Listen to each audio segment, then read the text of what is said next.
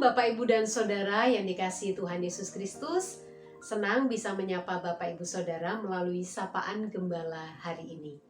Saudara-saudara, jika ada orang yang bertanya kepada kita, menurut Anda, apa kemenangan terbesar Daud?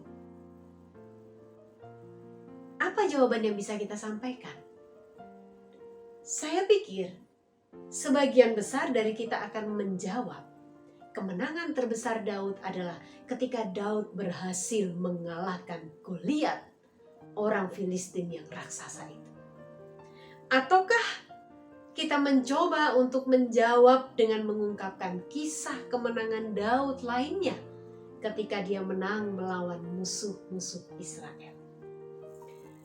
Bapak, Ibu, dan Saudara yang terkasih dalam Tuhan, tahukah kita bahwa kemenangan terbesar Daud justru ketika Daud menang menghadapi Saul yang adalah mertuanya sendiri?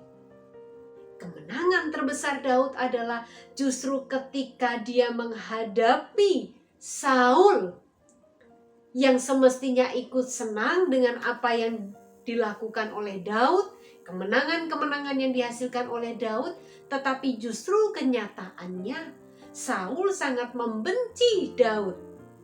Yang kenyataannya Daud lebih dipuja-puja oleh bangsa Israel dibandingkan atau melebihi mereka memuja-muja Saul. Saudara, sepanjang kisah yang kita baca di dalam bacaan leksionari kita hari ini, di dalam 2 Samuel 1 ayat 4-27, kalau Bapak, Ibu, Saudara bisa membacanya secara lengkap.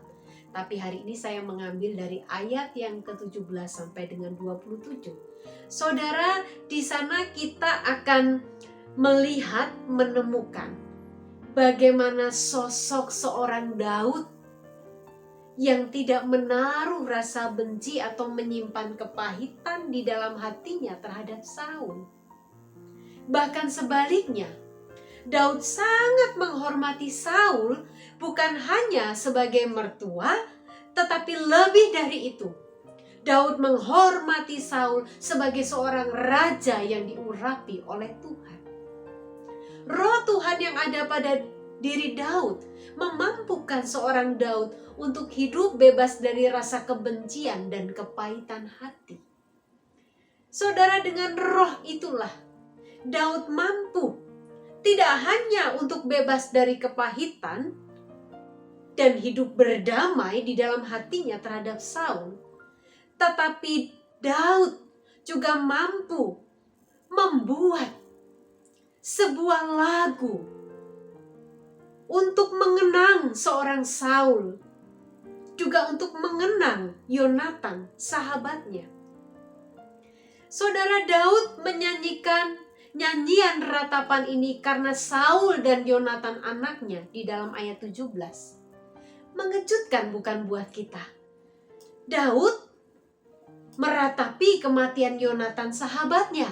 Oke, mungkin buat kita itu masih bisa dan sangat wajar. Tetapi tidak hanya Yonatan, tapi Daud juga meratapi kematian Saul, orang yang membencinya, orang yang memusuhinya, orang yang mengejar-ngejar bahkan mengincar nyawanya. Saudara, kita mungkin mengira Daud akan menulis mazmur ucapan syukur atas kematian Saul. Tetapi tidak demikian, bukan yang kita baca dalam bacaan kita hari ini. Sebaliknya dia menuliskan lagu pemakaman untuk mengenang Saul dan Yonatan sahabatnya. Daud membuat sebuah memori yang indah mengenang dua orang yang dikasihinya. Saudara, kita mungkin berpikir bahwa kemenangan terbesar itu hanya bicara tentang kesuksesan Daud melawan Goliat, keberhasilannya menang melawan musuh-musuh Israel lainnya. Tetapi ternyata tidak. Justru kemenangan terbesar Daud adalah ketika dia tetap bisa mengasihi Saul, tak menyimpan kepahitan, dan juga luka hati di dalam hidupnya. Saudara-saudara, begitu juga dengan kita. Mungkin kita berpikir sesuatu yang besar, kemenangan besar itu hanya bicara tentang kesuksesan, keberhasilan kita mencapai impian-impian kita. Tetapi kita lupa, jika kita tetap bisa mengasihi orang yang membenci kita dan mengampuni mereka, itulah kemenangan terbesar kita.